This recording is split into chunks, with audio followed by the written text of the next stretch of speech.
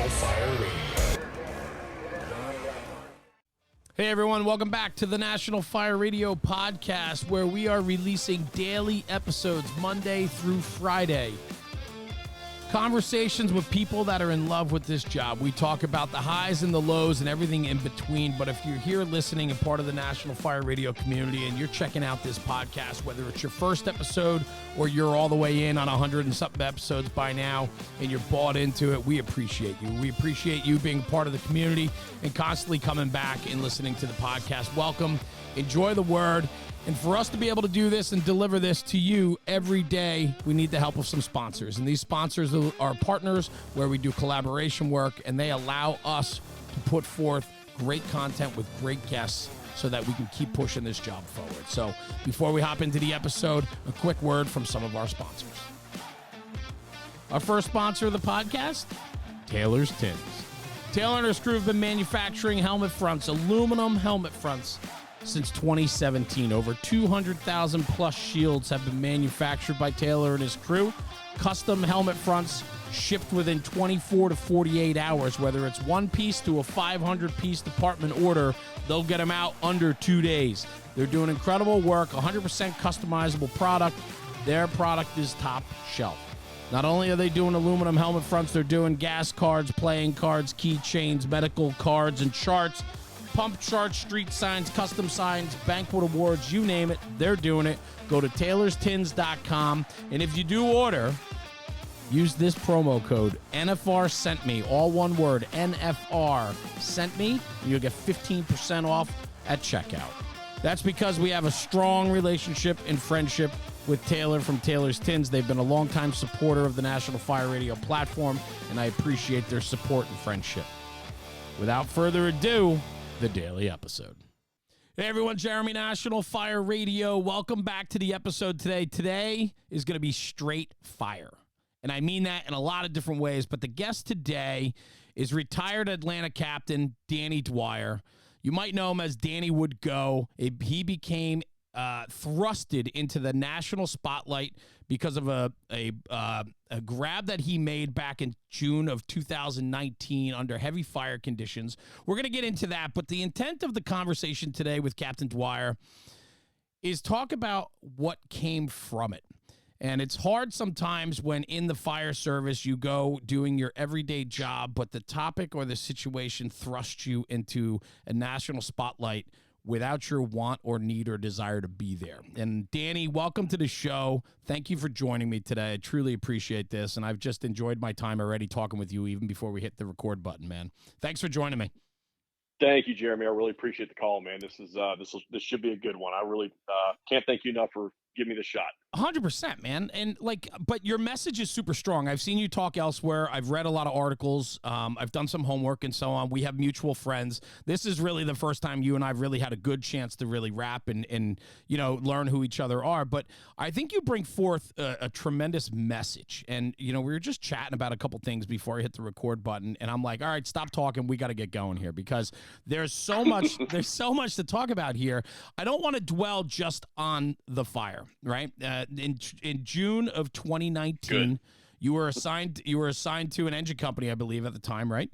And you guys truck actually that night. Oh, you were on the truck that night. Yeah, okay. Yeah. So maybe just a little bit of background then. Instead of me painting the picture, maybe you could just paint the picture a little bit, and then I just want to kind of dive into this whole after the fire and talk about you and your career.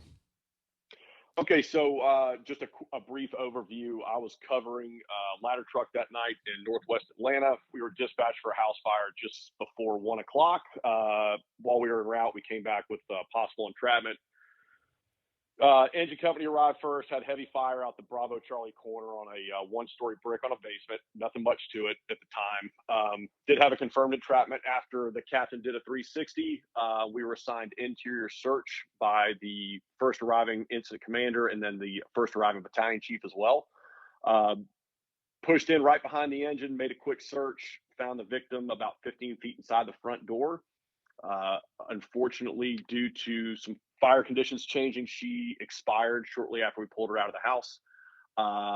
And a couple days later, there was an after action that kind of didn't go the way that any of us really anticipated it. And I was accused of freelancing and obviously everybody knows what that definition is. Yeah. Accused of freelancing, I had a disagreement in terms with the battalion chief on a very professional level. And a few days after that, I was charged with freelancing, failure to, I think it was, I forget the exact charge, but basically not doing what I was told. Yeah. So that was June 28th of 19. It drug on into February of 20. The investigation did. Eventually, I was given a 48-hour suspension, which I served. And shortly after coming back from the suspension, I decided to retire from the city of Atlanta. So I came off the books there in June of 2020. So 24 years in the fire service, 15 years with Atlanta, you retire, and now you're riding as a truck captain in the medium-sized city north of Atlanta. And so you're still riding the seat, and you're still going to fires. I am. A few more fires would be fun, but right now, we're taking it where we can get it. For sure. So I want to break this down a little bit, because what I think is really interesting is you've been to hundreds of fires in your career, and I'm sure you've made or been involved with removing people from fire buildings in the past. You've been under heavy fire conditions. You've worked as a truck boss, working behind the line, in front of the line. I reviewed the video. We watched the people across the country, because this incident got thrusted into the national spotlight. And I want to talk about that, because you weren't expecting it, didn't want it. I'm sure you didn't want it. And the fallout from it became almost like a topic in the fire service between safety culture, discipline, and following SOGs versus doing the right thing, and aggressive firefighting and search culture. And I think that there was a real divide that went down the middle. And I think that in the time of the fire service, when this situation happened, I think that really was what filled the bag enough that the bag popped, right? The bag ripped open. I think your incident brought light to a topic in the fire service about the safety culture versus aggressive firefighting. And I think that that's really the topic here that I want to dive into today with you. But watching that video, there's heavy fire. When I see that video, you're already outside the building. It looks like you have the victim with you at the threshold.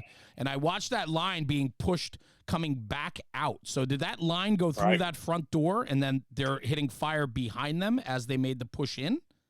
Yeah, this is something that wasn't really hit on a lot in all of the after actions, the interviews, any of the stuff that hit social media. So, and please understand, and I'm sure anybody that's listening to this that has got more than a cup of coffee on the job understands that the fire conditions that video showed was post flashover. We were there pre flashover. Right. Obviously, nobody's gear and nobody is going to be able to push into that as it was shown right there. So what had happened there was about a 51-second time period from the time that the rescue started from me going in the A side front door behind engine 22. It was about 51 seconds from front door to the victim and back out. On the way back out, because of some door control issues, the entire living room of the house flashed. We had fire out the Bravo Charlie corner, so the left rear corner of the building on arrival. It looked like a bedroom fire. Come to find out, the kitchen was in that back corner, and so it was pushing out the eaves on the Alpha side. Pretty, moderate. It was working. There's no doubt about that. But we had smoke about chest high in the front door. So conditions were great. We had about 3.5 feet of good air. As soon as I walked in, took a knee, wiped my face piece off, took a look with the tick. I could still, all her furniture was intact, rugs, furniture covers, the whole 9 yards. So it was really good conditions initially. The engine had pushed in front of me with two members, a captain and a nozzleman.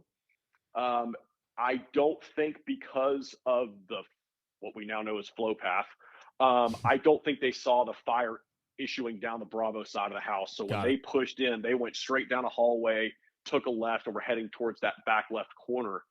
I gave them a few feeds of slack and pushed. I was probably 6 to 8 seconds behind them making entry. Got it. So when I took a look to the left, because the front door was towards the right side of the home, the right front side.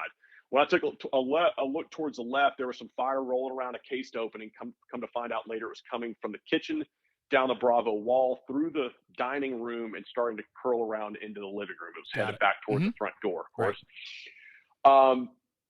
Grabbed her, started making my way out. The building flashed. I couldn't tell you how many flashover simulators I've been in teaching and and whatever. It was a flashover to me. I don't know that it'll ever be defined, but there was some sort of hostile fire event. Got I it. think we can all agree on Mm-hmm. that. Unfortunately, during that, nobody or the incident commander was unaware that the engine company was inside, even though there was radio traffic. We're pushing in with these guys. They gave us truck 16. You're on primary search with engine 22. Somehow, in the mix of everything happening, accountability seems to have been lost. But when we got her into the front yard, the first thing I did, I looked at my driver and I was like, "Where's engine 22?" And he goes, "What do you mean?" I said, "They're still inside the building." Yeah. And the stream that you saw coming through where it had vented through the roof and out the windows was them fighting their way back out of that building. Yeah. And so the fire came around. The fire came around the B side. So they pushed to the rear of the home. Fire comes back around them as you exit. Right. Yeah. Cut them off. Okay.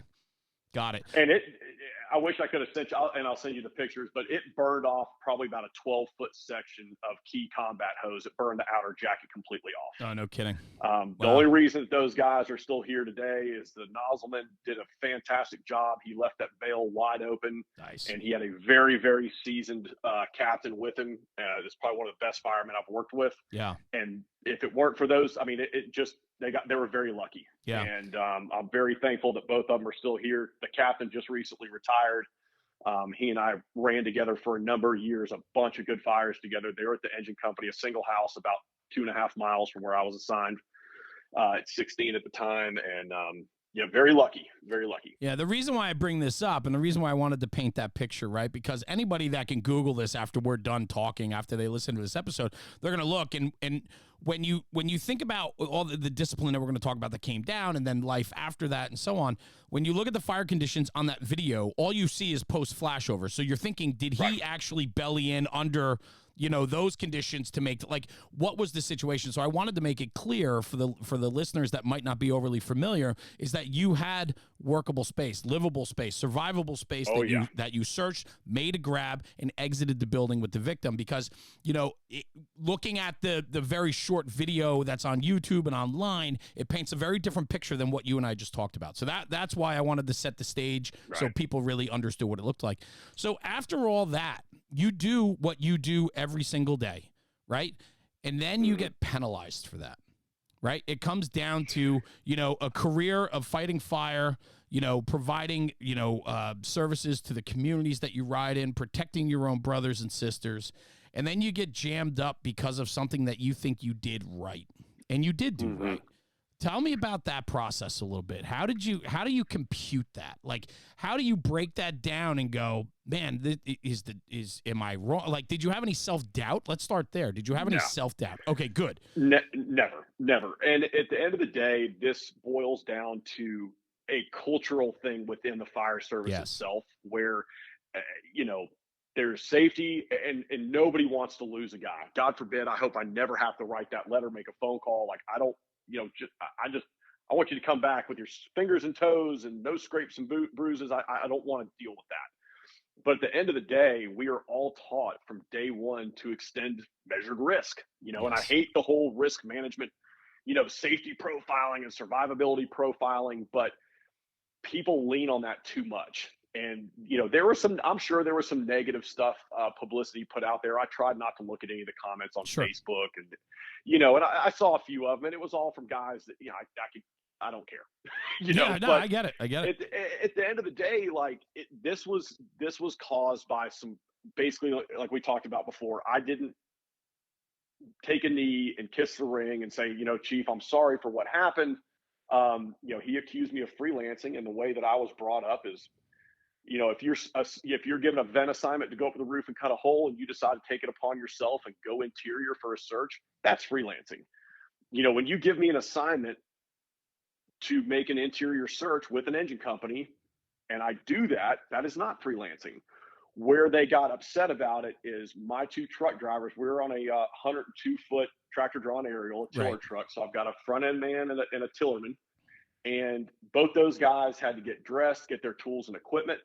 And when you only give me two people and I don't have a fourth person on the truck, our MO on every fire was, hey guys, meet me on the A side. I'm going to go get us an assignment. That's what we did every night. That's what I told them that night.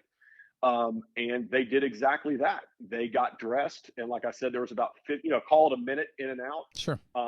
That was them coming up. You see the guys coming up the front steps to get her off the porch. That's them coming up to give me a hand. So they did exactly what they should have in the time allotted.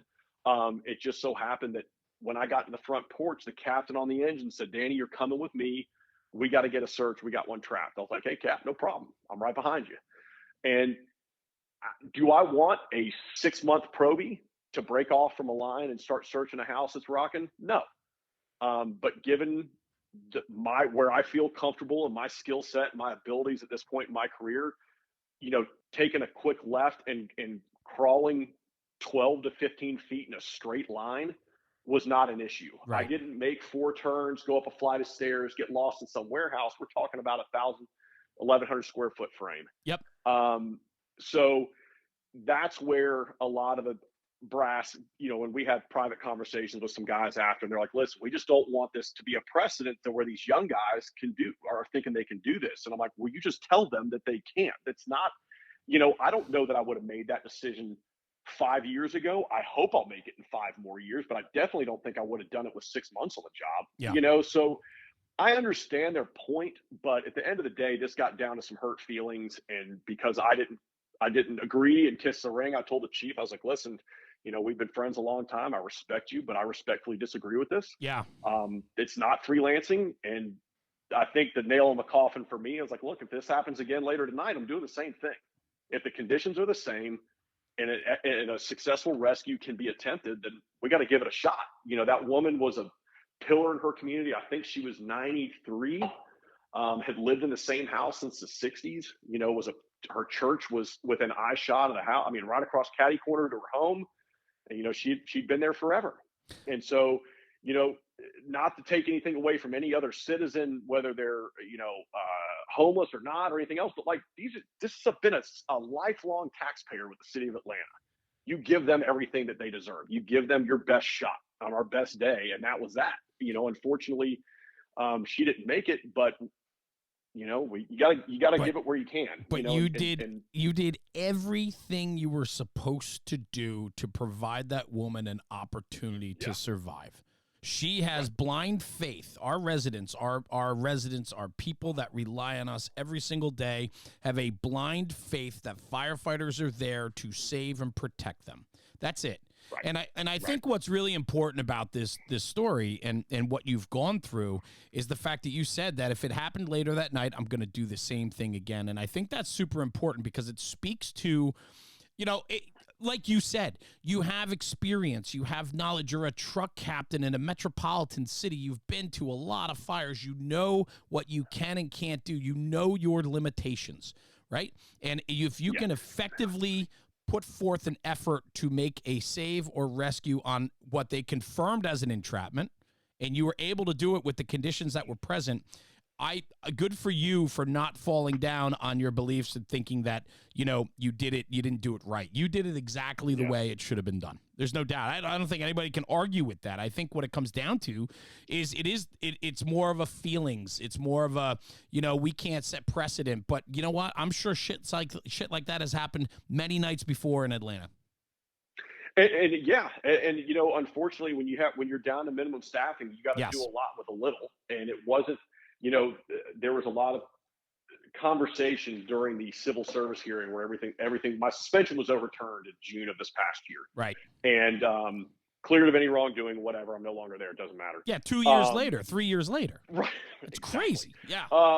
And they were like, "Well, you left 2 guys by themselves." I'm like, my tillerman had 28 years on the job. Yeah, come on. And the front end driver, my tractor guy, had like 13 or 14 at the time. I didn't leave 2 children. I think my lawyer put it perfect. He goes, "He didn't leave 2 9-year-old kids at Six Flags." That's right. With their armbands on outside. These are grown men, and they were outside the building. Grown men that if they were in your position, they probably would have done the same damn thing. Yeah, no doubt. No doubt. And I spoke to a very close friend of mine that was riding on our shift commander car that night. And, his whole thing was, he's like, "Listen, when we hear there's entrapment, I'm en route." And he's got the city accountability sheet taped to the glove box in his car. He knows where everybody's at. And he goes, "When I hear truck 16's interior, I'm assuming you're there with you and the two gentlemen that were assigned to the truck with you that night. And I was like, Chief, I get it. I'm sorry. I can't, unfortunately there was a very small window for a successful rescue. That's and right. I felt that it needed to be jumped on. Yeah. And we had done that. I mean, they're not going to like it, but it is what it is. You do that when you got a 3-man truck. That's what happens. There's no black and white fire department. There's no black and white fire. We live in the gray. Got to go get an assignment, and get it done, and start working, or at least, it is what it is. So anyway, that was that. So you hit on it before, because you talked about, aggressive firefighting versus this safety culture and freelancing, quote unquote freelancing, right? And all of this. This topic, your situation got thrusted into the headlines very quickly. Mm-hmm. There's no way you saw that coming. There's not at all. There's no was way. Not prepared. Still not prepared. Yeah. Even, every once in a while something flares up on social media. I'm like, God, just let it go. I mean, it got titled. It was crazy. It was Danny would go, right? And then Danny would go became this mantra, this chant for aggressive firefighting for them, right? That whole topic of for them, which I don't even know where that came from, because it's always been for them. So I don't know why we had to title it, but now everything is for them, but it's always been for them, right? And I think that the struggle is for a lot of people in the fire service is starting to believe that this safety culture is starting to take away from for them. And it's starting to shift the focus on safety and security other than putting ourselves out there to effectively perform rescue and put ourselves in the line of danger for our citizens. And so I think that's where your situation hit right at that time. And Danny would go became this mantra across the fire service. I mean, people were putting stickers out there. Like, it was crazy, right? Talk to me a little bit about that. I mean, you went home after that shift or after that tour, and I'm sure you felt ridiculously conflicted, right? Like, it wasn't really conflicted. It was just overwhelmed. Oh, okay. All right. So I got the night that hit the local media and started to get rolling on social media. The union and I had made the decision to. There were some reporters with the Atlanta Journal-Constitution, the paper here in the city, some local news outlets that had caught wind of the incident, were kind of waiting to hear what was going to happen. And it was decided to let them know that I was being suspended in the hopes that the fire chief would overturn the decision before the ink was really dry and reverse the suspension. Well, that doesn't happen with that organization. No, they doubled down. Exactly. Yeah. So I go back to the firehouse, and I didn't have anything to do with the phone calls that were made, and we're sitting there eating dinner, and the 6 o'clock news comes on, and there's my face, and I'm like, oh God, boy. And the guys I'm working with are laughing. They're like, boy, you are in for it. And so we kind of giggled a little bit. And again, I was assigned to a really busy engine company at the time, and we were in and out multiple times the rest of the night. And my wife texted me, I think about 11 o'clock, and she's usually in bed by 9:30. And she said, have you been on Facebook? And I was like, no. She goes, you might want to get on there real quick. And I opened it up, and I was like, oh, what happened? What have we done? And unfortunately, there's no putting the genie back in the bottle at that point. No. And social media did what it does. I have never I didn't know what going viral was. I had a friend of mine tell me that the next day. No, I think he said I was trending. I'm like, I don't know what you mean. Oh, gosh. And it just took off. And I mean, it got to the point I can't even. I don't wish that on anybody. Yeah. Was the outpouring of support fantastic? Absolutely. But I can't. It's going to sound terrible saying this. Like the messages, the Facebook messages, the Instagram messages were all awesome, but it was so overwhelming for some. Everybody kind of laughed. They're like, "Oh, you're perfect for this." I'm like, "No, I like to talk to people. I got a bunch of friends, but I'm not built like this was never in my wheelhouse. We didn't know this was going to happen." Yeah. And then all of a sudden, you got Fox News calling, Inside Edition calling, local media calling. I'm like, "Here's my lawyer's number. Here's my union president's number. Here's it." And just kept giving those phone numbers. I was like, I can't say anything. And the social media onslaught was great in a sense. I didn't realize how bad the fire service needed it, I guess, at that point. Well, that's what I was going to ask you. Why do you think this happened? Dude, I don't know. I wish I had a good answer for you. I think it was kind of the us versus them. Yeah. the rank and file guys versus the newer generation of commands. I don't know. I think really, you're right. Truly don't know. I think you're right. Dude, it just got legs at a point where you slowly, prior to 2020, you had Cody Trestrail, Brothers in Battle, hell of a guy. Yep. They do conferences all over the West Coast. County Fire Tactics down in Florida, the guys in Texas. There's these grassroots fire conferences popping up all over the United States, and they're taking it back to the fire service that I started in, where you put the citizens first. Of course, you don't. This isn't. I'm not trying to get into a safety argument. No. I get it. You put them first. You put them first, and you go do what you're supposed to do, and stop analyzing everything so much. Just go to work, fall back on your training, and go do what you're supposed to do. They don't have to make it. It's not that difficult. And I think it was kind of that. And for whatever reason, maybe because COVID happened at the same time. I mean, this is like a week and a half before COVID hits. Yeah. And then everything's on lockdown and everybody's on social media. So it just got, absolutely ridiculous. And again, the support was great. I just didn't, my wife turned all my notifications off, logged me out of Facebook, logged me out of Instagram for like 3 weeks. She's like, just stay off of it. Don't look at it. But then I'm dealing with lawyers. I'm dealing with the union president and suspension this and civil service hearings. And it was just a lot to take in. Why it happened, I don't know. It is, I can rack my brain around it. I don't know. There's no way to prepare for it, right? I mean, you went from a truck captain riding the fires that night, running out the door 20 times at 24, right? Like you're going in a busy truck to the next day. I mean, your face and actions are being thrusted across the national media, not just social media, national media. Like it's on the biggest channels, the news channels, right? You didn't ask for any of this. And not only that, but you were just doing, and I know how you are, you were just doing your job. Right. And I didn't do, it's so cliche, but I literally didn't do anything. I hope anybody that's listening to this, are there a lot of guys at different organizations across the country that wouldn't? Sure. But I hope that all of us that are in this for the right reasons, the guys that are trying to better themselves by listening to your podcast, other podcasts, going to classes, would do the same thing. It was nothing extraordinary.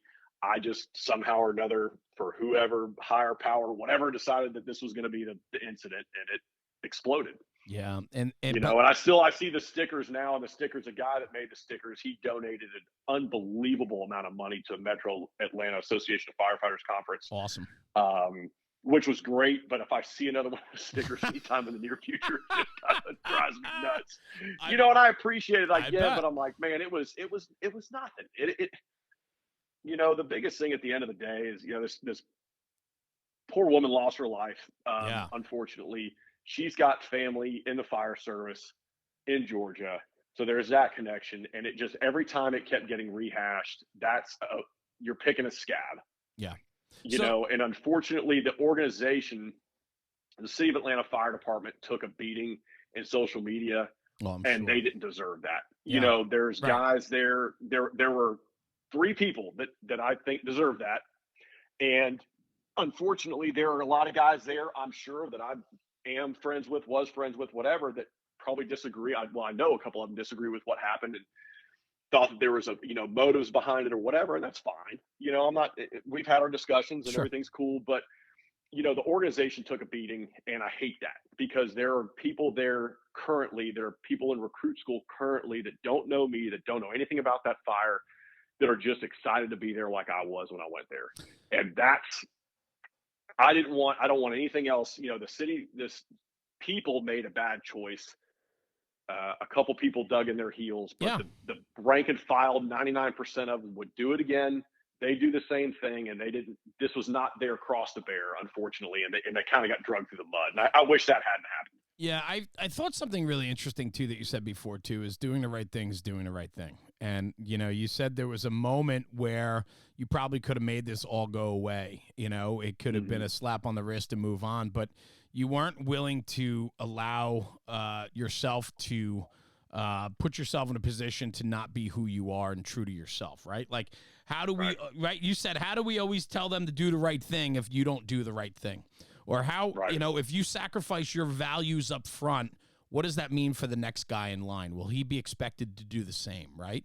And I think Right. that that's a very powerful conversation. It speaks to your character, though.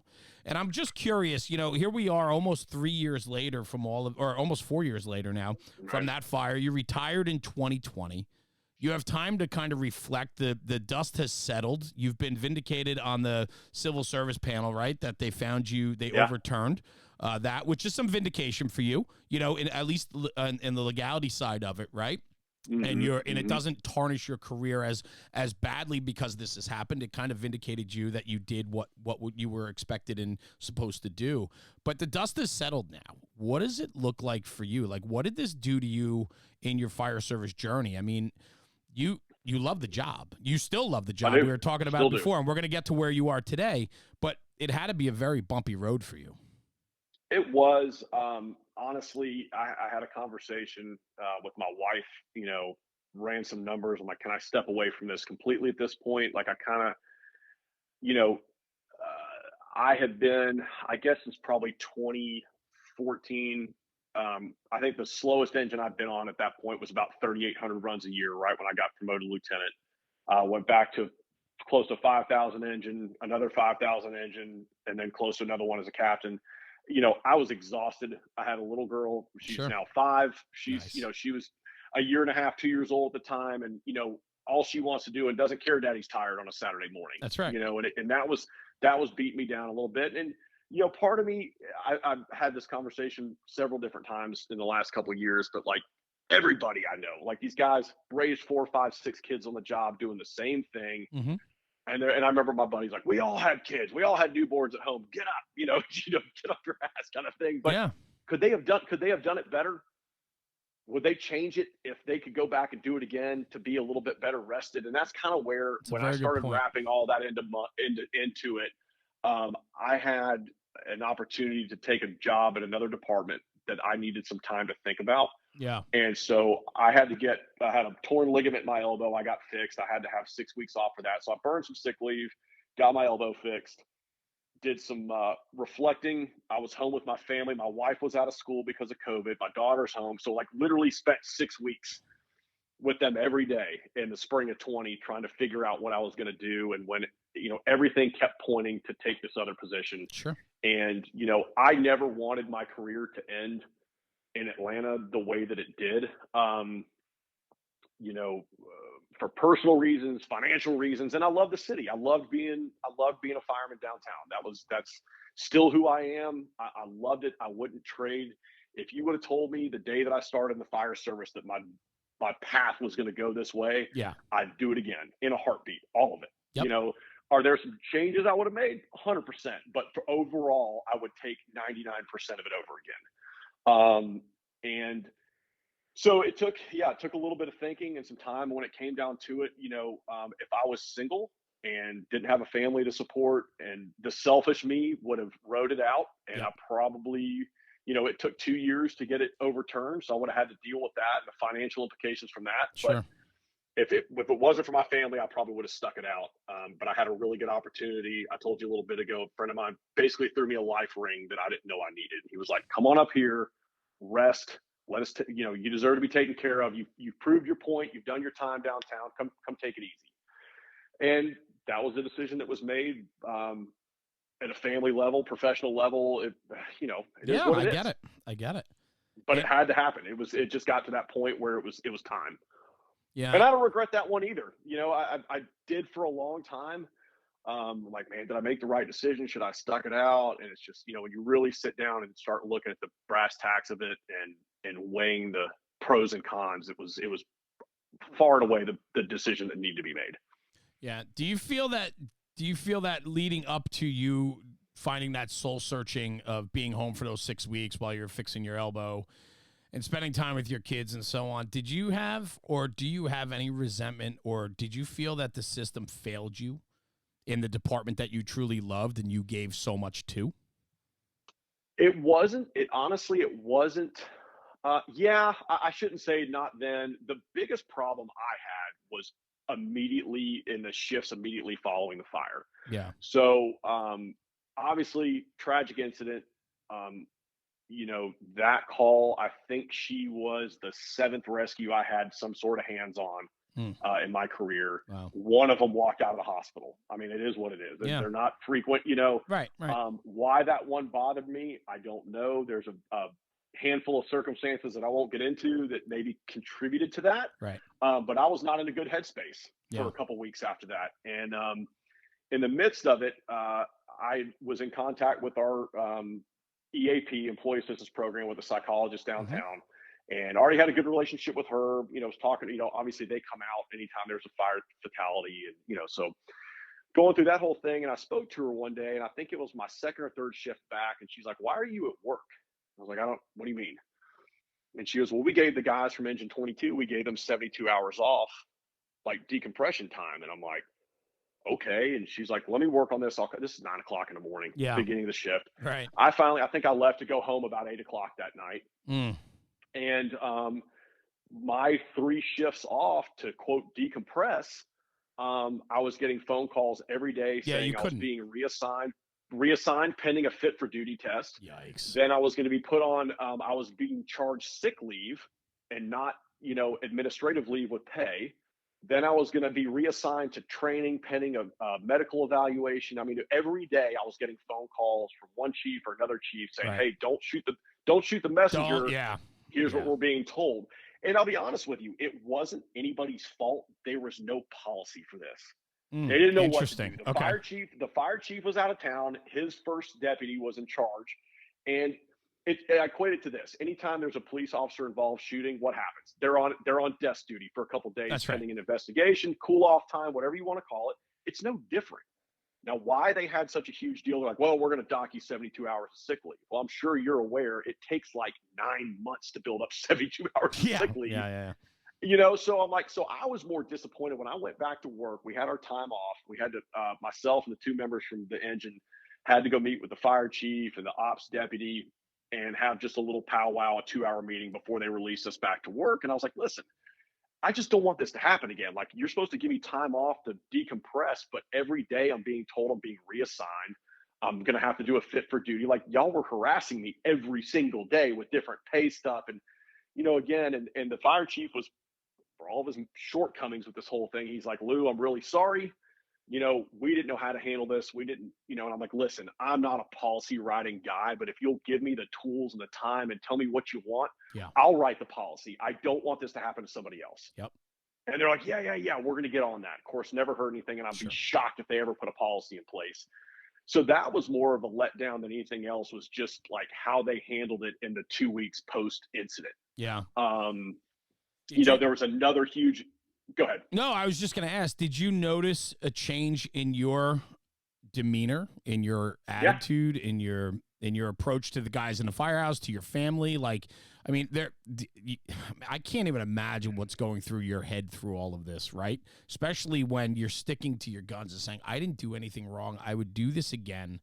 And then, now there's struggles, right? Because like now so maybe just talk to me a little bit about that. When did you recognize, or did your wonderful wife go, "Hey, Danny, you're not yourself"? No, she didn't. She never really had that. I don't think we had that conversation, but no, I saw it. I mean, I've made mention of it before, but I think it was my first night off after the fire. I don't ever watch the local news. I haven't watched it in years. It's just a disaster no matter where you are. Sure is. And I just so happened to turn on the news, or we were turning something off that my daughter had on, and 5 o'clock news, and there's her picture plastered all over the news. And I'm like, Jesus Christ, and it's like, again, nobody's fault, but it's like, okay, now there's a face with it. It wasn't, unfortunately, when you pull a couple homeless people out of a building that nobody really knows at the time, that doesn't make the news. The pictures don't make the news. There's this great grandmother with her face and her church photos and this and that. And it was a kick in the gut. Again, it wasn't anything we did, but it still didn't make things any easier. And about 2 o'clock that morning, I sat straight up in bed and heard smoke alarms going off in my house and thought my house was on fire. Oh my God. And went into full freaking panic mode. And I was talking to my best friend who's a captain downtown. I'm like, "Look, man," I was like, "I don't know what PTSD is, but something's going on in my head that I don't have any control over." And I wasn't sitting there with like suicidal ideations by any stretch of the imagination, but I couldn't shake that picture out of my head, Wow. and the picture of her on the news Sure. and then how I found her or left her, Yeah. still bothers me to this day. I've learned to work around it, Yeah. but I understand why people get to the point where they're sitting there with a gun in their mouth or thinking about it, because sometimes you just can't Yeah. get things out of your head. And it scared the shit out of me. I mean, it really scared me. And that was part of the reason I think of me also stepping away from the city, was to kind of remove that stressor from my life and just be done. Yeah. Mm-hmm. So that whole thing was pretty tough. My wife was great. She was there with me the whole time, and just, she deserves a lot of this credit too. I don't know what it's like to have to deal with a husband that does this. Right. You're gone for 24 hours, you come home shot out, then you go through this whole thing. And, she's been through a couple different things with me with Atlanta, of Sure. just the stress Mm-hmm. and there's a lot on the back end that they don't get any credit for, but Sure. she, it was a rough couple weeks. We spoke about James Gearing earlier, does another fire department podcast. A friend of mine introduced me to his. Absolutely. And that guy pulled me out of a hole. Honestly, Wow. Like, I started listening to a lot of different podcasts and just kind of went down a rabbit hole, and it led me to a lot of, education and learning about sleep deprivation. Sure. And PTS and fire service. And I would never, got a lot of buddies that were in the military, a couple guys that were in special operations. I would never put what we do as a fire service into the same bucket that they do, of what they did in global war on terrorism and everything else. But I learned that it's not what you did or what caused the trauma. It's just how each individual person processes. That's right. And for whatever reason, I thought I was doing something cool and kind of coined the phrase, but I'm sure somebody else did. But it's like, you get a cup of coffee that's a little too full and mine spilled.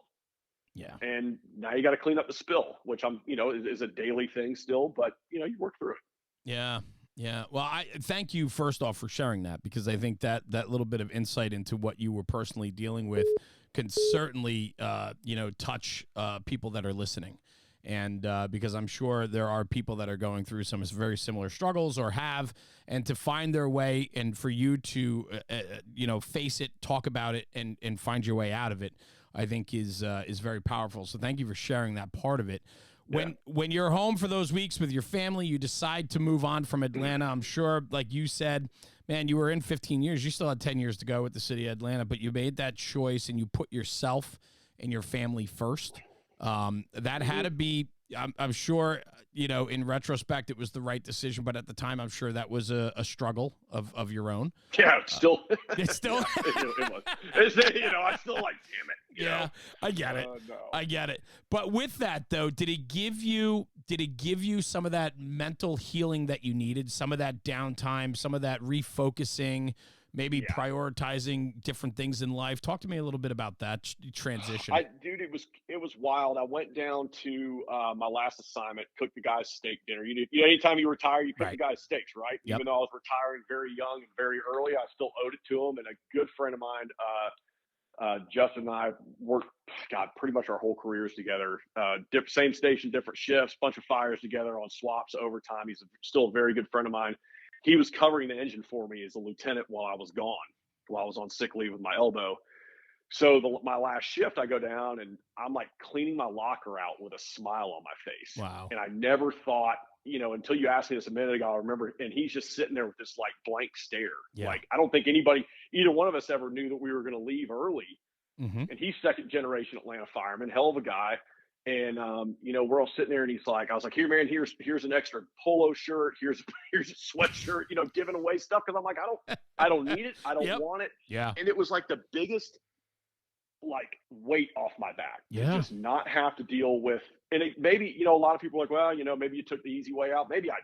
I don't know, but it was right for me. And just being out of there and knowing that I did not have to get back on an engine downtown and be scrutinized again for anything was a very big relief for me personally on a stress level.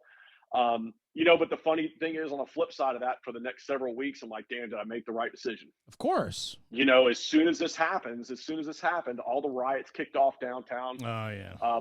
My buddy was one of the fire trucks that was all over the news, getting bricks thrown through the windshield. You know where I wanted to be? Right there with him. Yeah, I get it. So it's like all these things happen for a reason.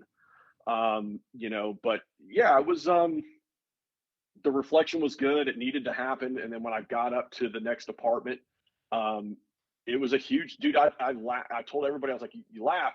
It's going to take me 2 years to get caught up on sleep. And it really did. Like I woke up there back in April and I'm like, Wow. like I felt like I was a bear coming out of a cave. Yeah. You just get so shot on little to no sleep, and it just a cumulative effect is just really, really bad for your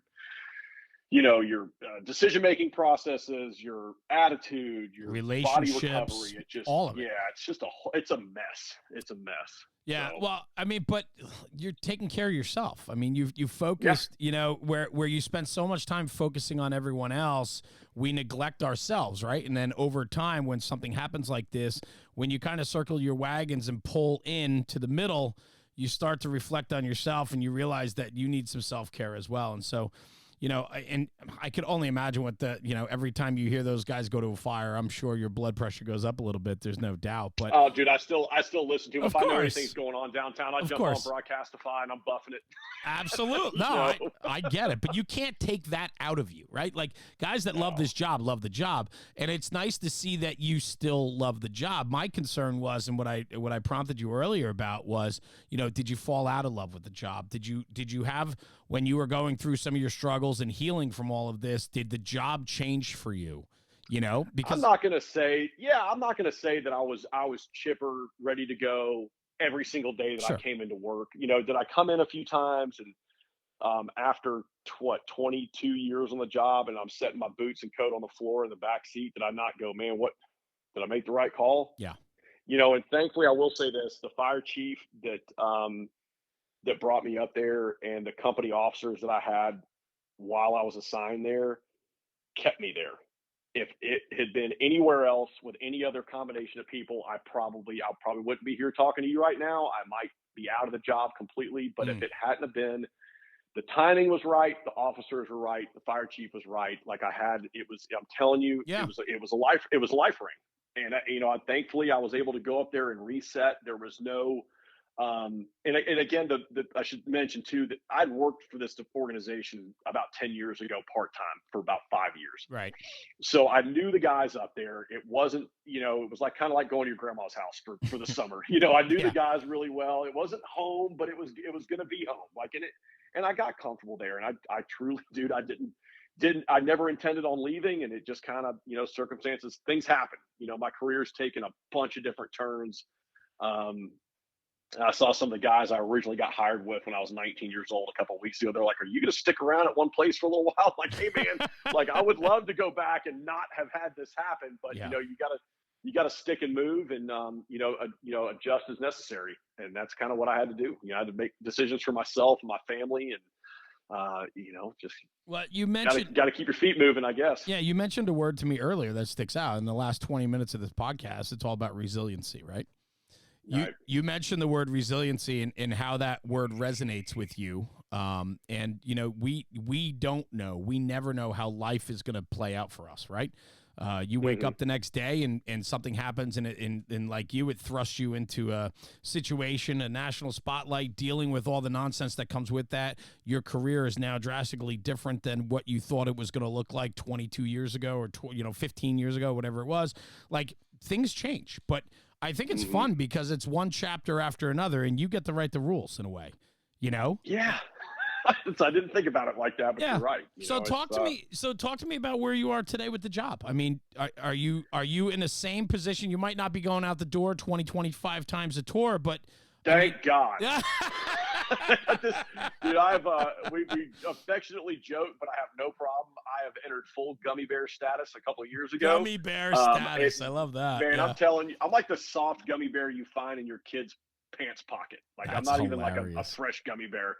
But no, all jokes aside, man, if I was running out the door like I was my last couple assignments down, I'd be sucking my thumb in a corner somewhere. Like it's that time has passed. I'm glad I got to experience it, but it's really bad for you, and my family likes it a lot better the way that I am now. Yeah. All that said, back middle of summer, there it was a department that I ran with. at my last job, city department that was transitioning from a part-time model to a full-time model. And 7 firehouses currently. We're going to start on number 8 here pretty soon. Nice. But they were hiring it to start the full-time process. They hired in 21 captains. I think I heard somewhere in the neighborhood of 150 applicants, and they picked up. I ran through the hoops, and a very close friend of mine and mentor was one of my captains downtown, is a battalion chief up there. Currently, he retired from the city of Atlanta with 30 years and went up to this department as a BC. Knew a couple other guys on the command staff there, had known them for years. We never worked together, but just taking classes. And you know, metro area is huge, but it's still very small. Yeah, I get on the scale of fire departments. And you know, initially when I spoke to my old boss, I'm like, what do you think? You know, is there going to be any negative effect of what happened in Atlanta? Because if it's going to be a detriment, I'm not going to waste their time. I'm not going to waste my time. I don't want to get my hopes up. And That's right. I think you're going to be good. So, man, I jumped through the hoops, application, physical agility test, interview, and I'm very proud to say that I was selected for the position. Yeah. With another 20 guys. Nice. And so we came to the field in December, I think the 12th. And so we are the starting of this rather good sized organization going full time. So we're going to try and pick up some more personnel towards the end of the year. And I think the city wants it full tilt boogie by 2027.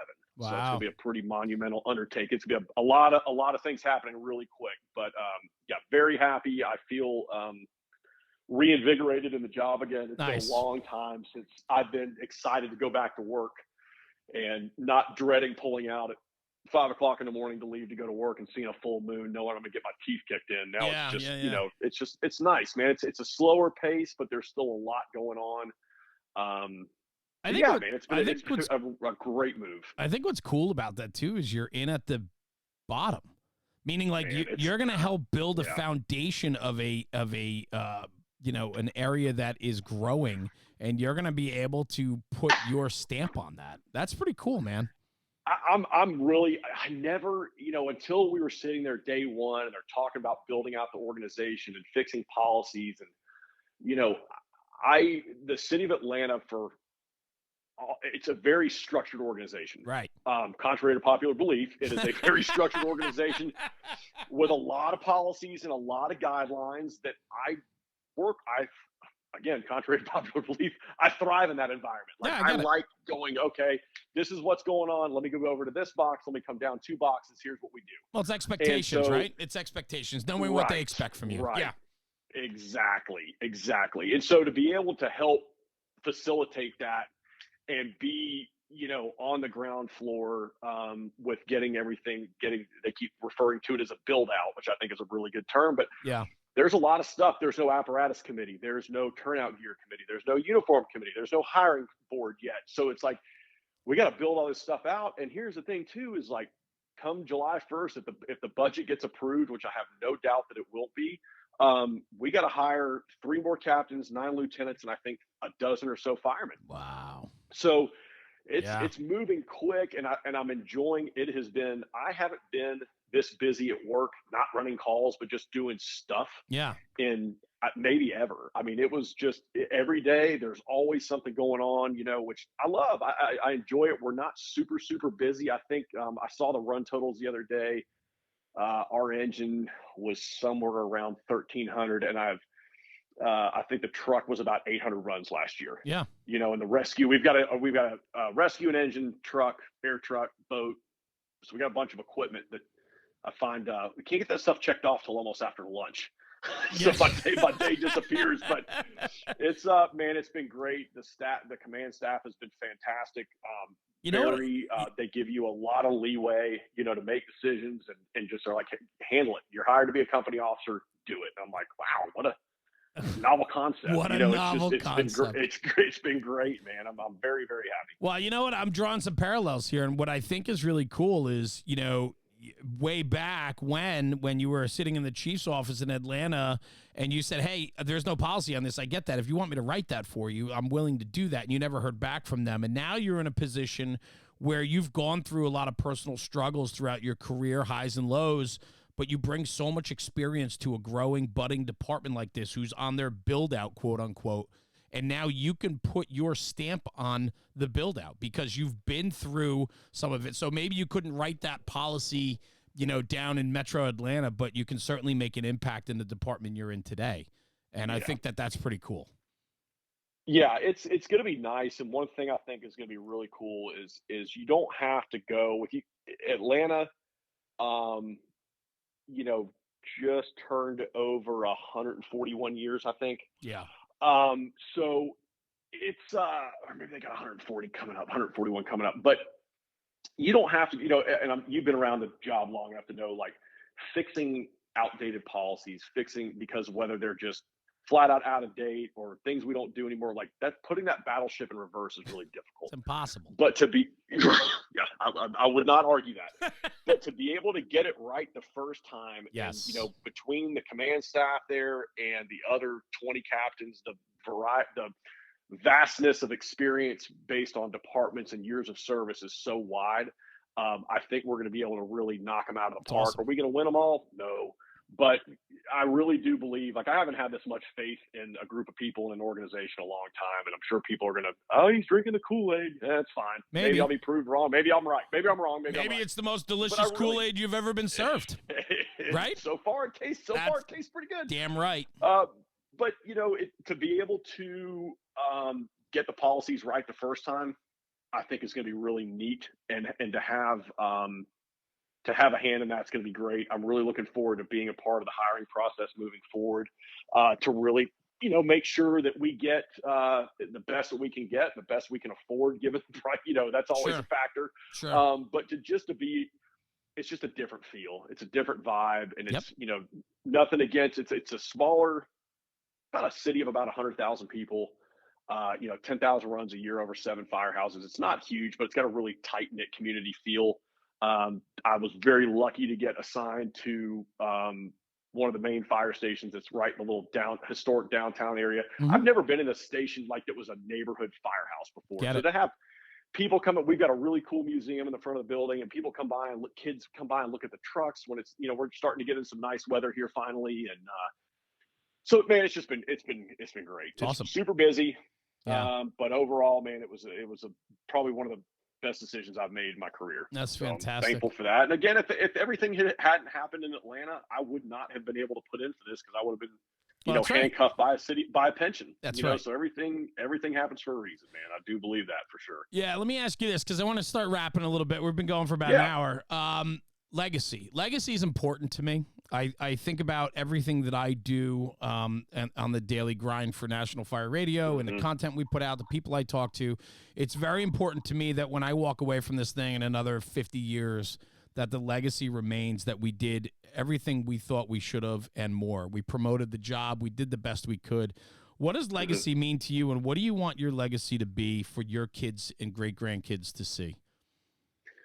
I guess we can hit on the kids in a second, on a professional level, I guess, with work. I remember talking to my very first battalion chief I had, and I think he kind of put the thought in my head. Maybe he said it, I don't recall, but like, are you going to get 4 guys on an engine as an officer to all think your way and to just go, hey, man, we agree with 100% of what you're doing? No. Right. But if you can plant a couple seeds with this guy, a couple seeds with this guy, maybe a handful more seeds with this other guy, and then they move out, they get promoted a couple times. So your legacy kind of spreads that way. Is it my ideas and thoughts? No.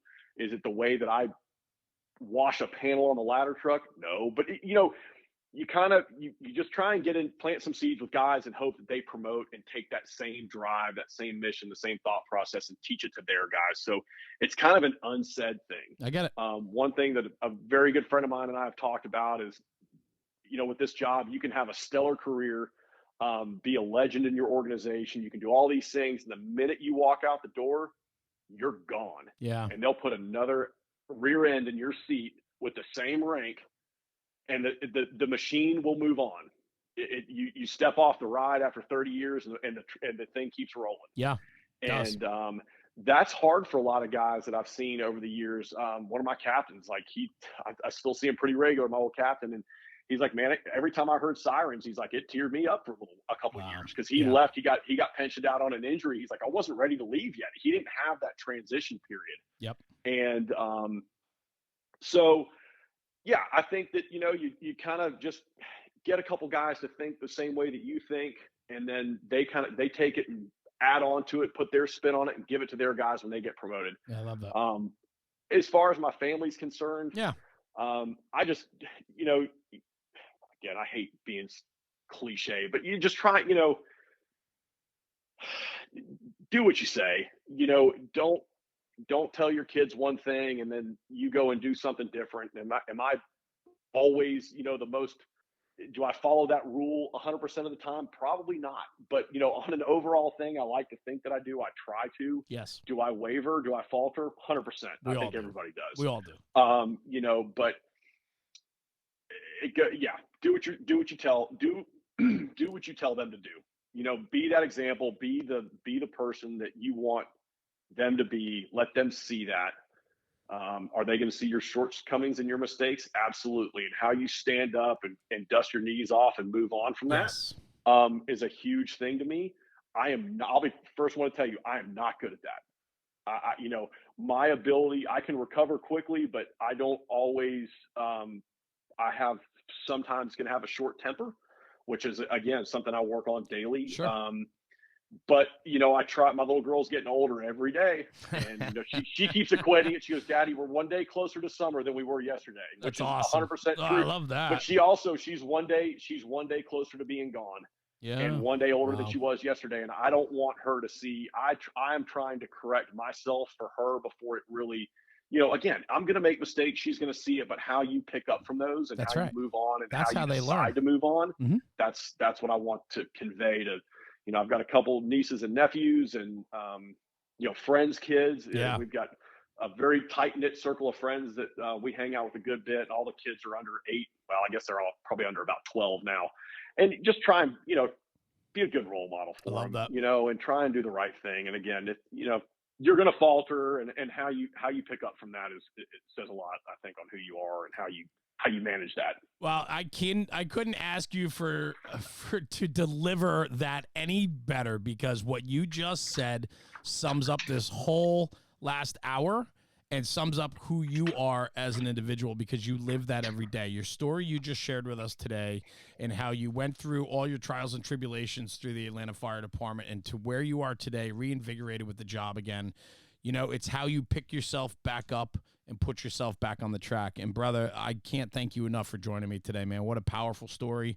I absolutely appreciate you sharing, everything that you've gone through and who you are, and Danny would go. Danny did go, and you'd go again. And brother, I appreciate you, man. Thank you so much for joining me Jeremy. today. I really appreciate it, buddy. It was a pleasure. I can't thank you enough. Yeah, it's a different spin on it, and everybody knows one end of it, and I've kind of distanced myself from these things. Sure. But when we talk, you're wanting to know the other side of it, and what's happened in the last 4 years was a different spin that I wanted to be a part of. So thank you so much for calling and putting this thing together. My man, you're a lot more than one night. One night doesn't define an individual, and everything that and the fallout from all of that into where you are today and who you are today.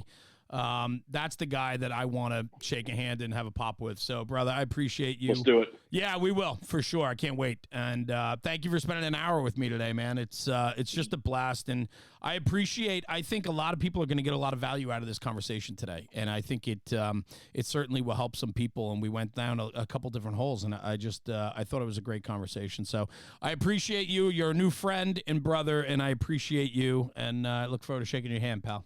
Appreciate it. Hey man, me too. And keep doing what you're doing. You got, you're putting out some really good content, and your name and your brand is growing, and you're doing some good stuff. So keep it moving, man. It's easy to do with great guys like you. So I appreciate it. Stay right here. I'm just going to sign off, but don't hang up. All right. Stay right where you are. You got it. Cool. Everyone, thank you for tuning in to the National Fire Radio podcast. Danny Dwyer, Danny would go. Danny did go. He will go again and again and again. It's who he is. Thanks for tuning in. Take this conversation, take it back to the firehouse, take it back to the kitchen table and talk about it, because when we talk about the job, we're making the job better. Email us at podcast@nationalfireradio.com for any of your ideas, thoughts, or inquiries about the podcast. And thanks for tuning in. We appreciate your support. We appreciate the National Fire Radio community, and we'll see you at the next one. Jeremy, National Fire Radio.